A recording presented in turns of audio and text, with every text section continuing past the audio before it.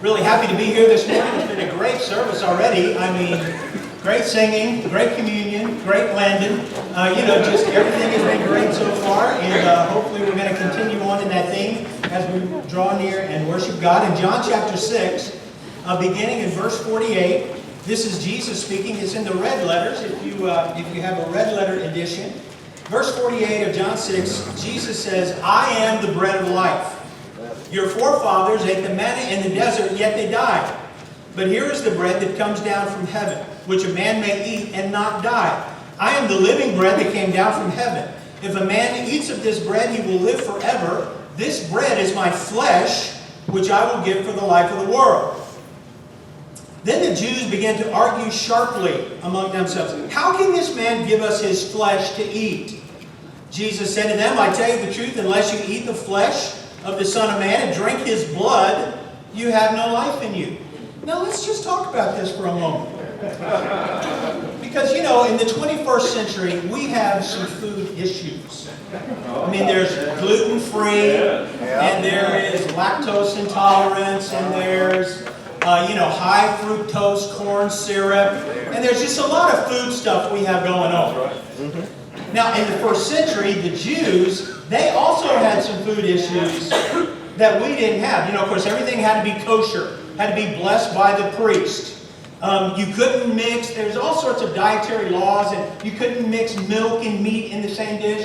I don't know why, but that was just a no-no. You couldn't do that. And who would want to mix milk and meat in the same dish? But you couldn't put milk and meat in the same dish. You couldn't use certain dishes for certain things. You had to have strainers over your drink so that you wouldn't accidentally swallow a gnat.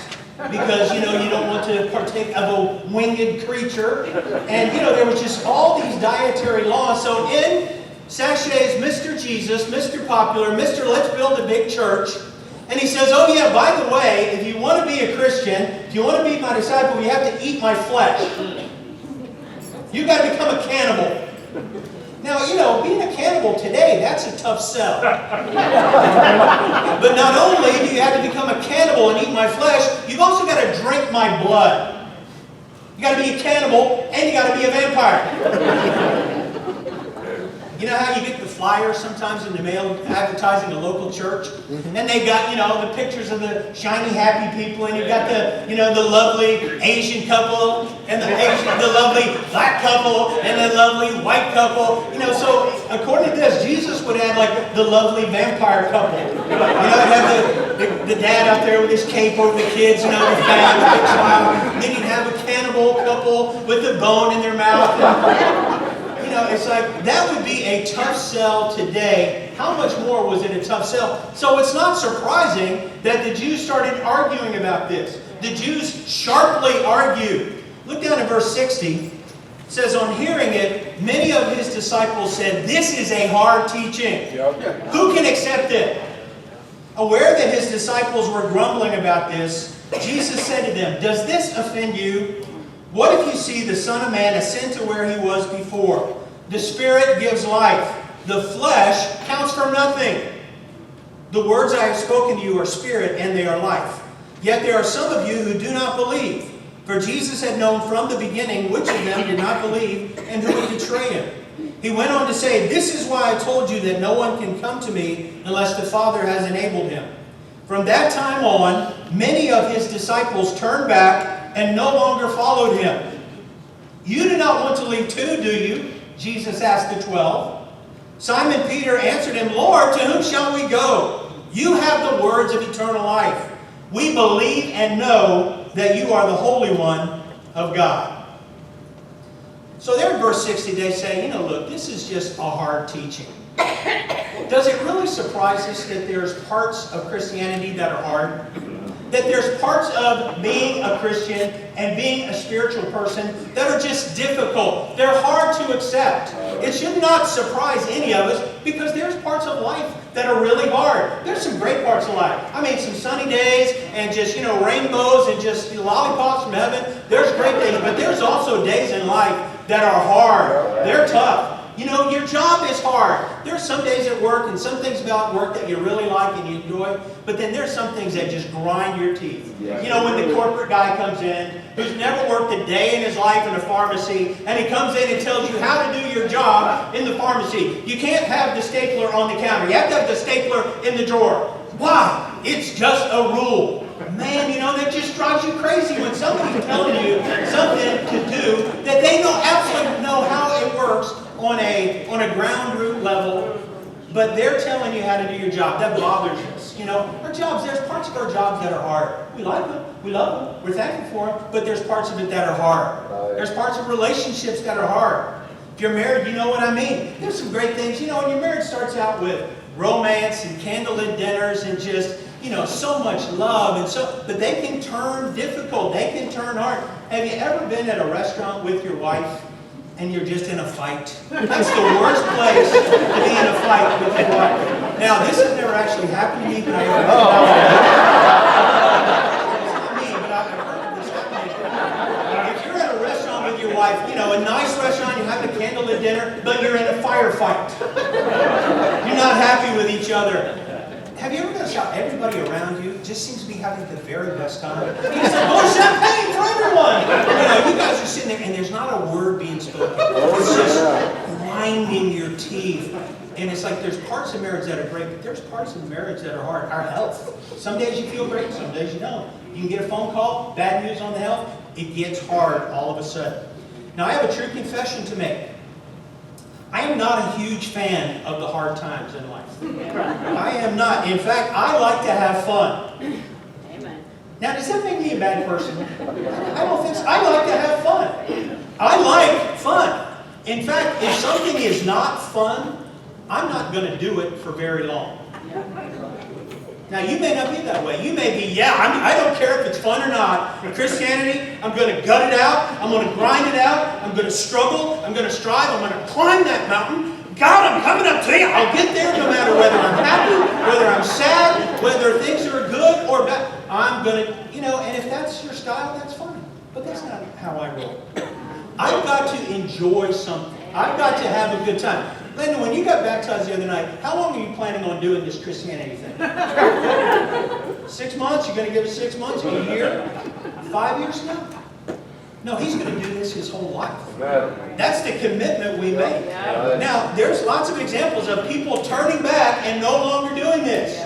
But if you want to make Christianity something that you're going to have for a lifetime, it's got to be some fun. There's got to be some enjoyment in it. There's got to be something about it that's meaningful. Something about it that you enjoy. Something about it that gets your passion up. You get excited about spiritual things.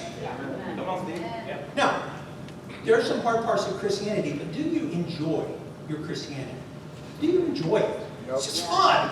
There's tough things, but do you have a good time? It's like if a friend of yours comes up to you and he says, listen, I got a second job. What's your response to that? Oh. Man, bummer.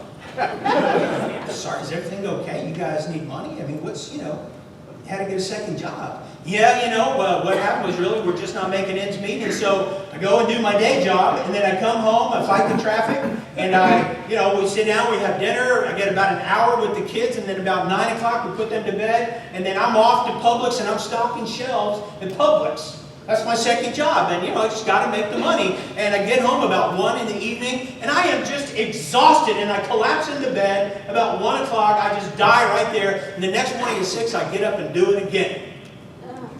That's the second job. Now what if another friend comes to you and say, hey, I just started my own business out of my home. Really?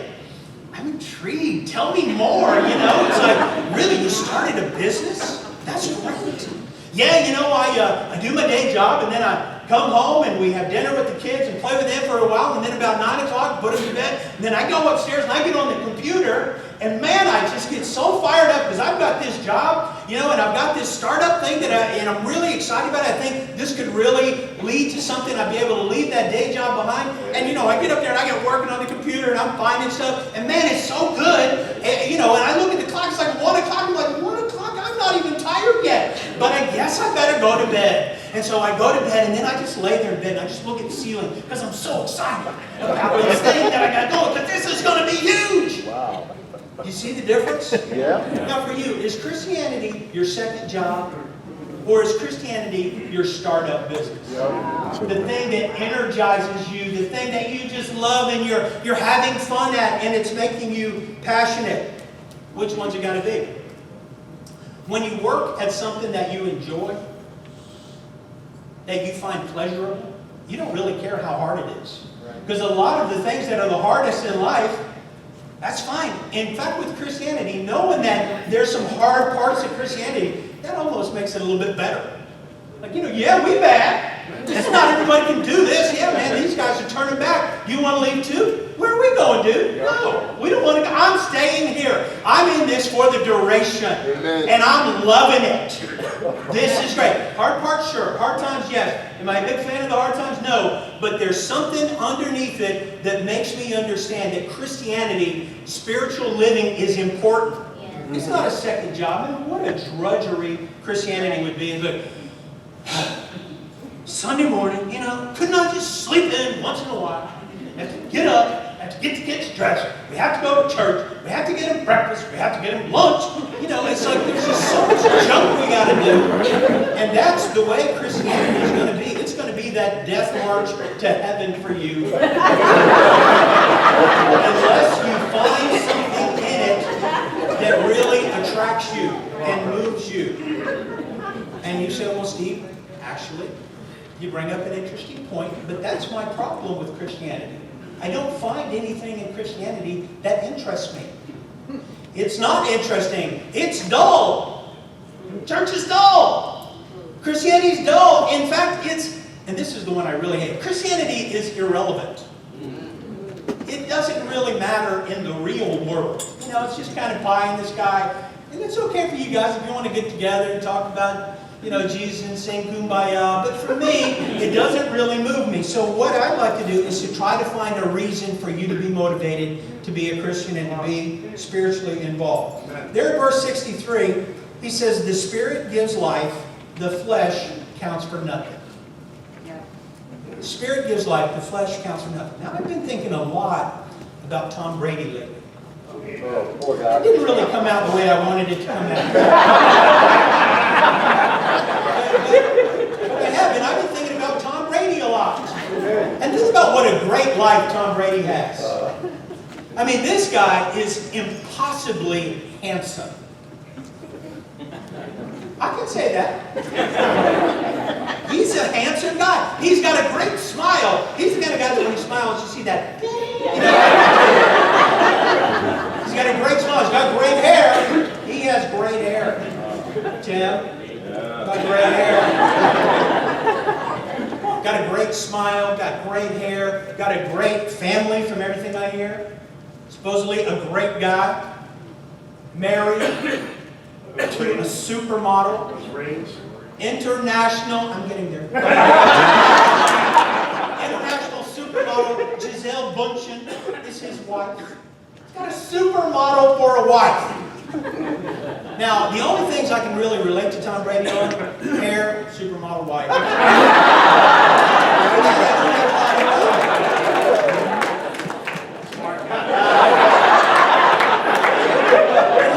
He's got a great wife. I mean, he's got more money than he could possibly spend. A few years ago, he and Giselle built a $40 million mansion in Boston with a moat around it. Full-blown moat. Okay, Tom, we get it. We get it. You're King Thomas of New England. We get it. Multiple Super Bowl winning quarterback. Think how good that would feel.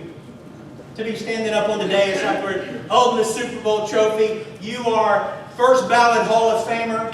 Arguably, you're a GOAT, greatest of all time as far as the NFL quarterback goes. I mean, what a great life this guy has. But I've been thinking a lot about Tom Brady. I've also been thinking a lot about a guy named Billy Hawley, a kid that I grew up going to school with. And Billy Hawley was mentally handicapped in middle school. And he had really bad dandruff. Medically bad dandruff. He had really bad acne. He was from a poor family. Didn't have much money. You could tell just the way he dressed and the way he carried himself. He was just confused all the time. After lunch, we used to go out in the back, while we waited for the next class. We used to play a game called slaps. You ever heard of slaps? Where you put your hands out here and the other person, and whoever's fastest slaps the hands. And kids would just get out there and wear him out. I mean, his hands would just be beet red, and they would be laughing their heads off. And it just, sometimes you just get so amazed at how cruel we can be. They were just wearing this kid out, and the saddest part of it to me was that he thought everybody really liked him. He didn't even realize, he wasn't picking up the social clues. The kids were just making fun of him. So I look at Tom Brady, pretty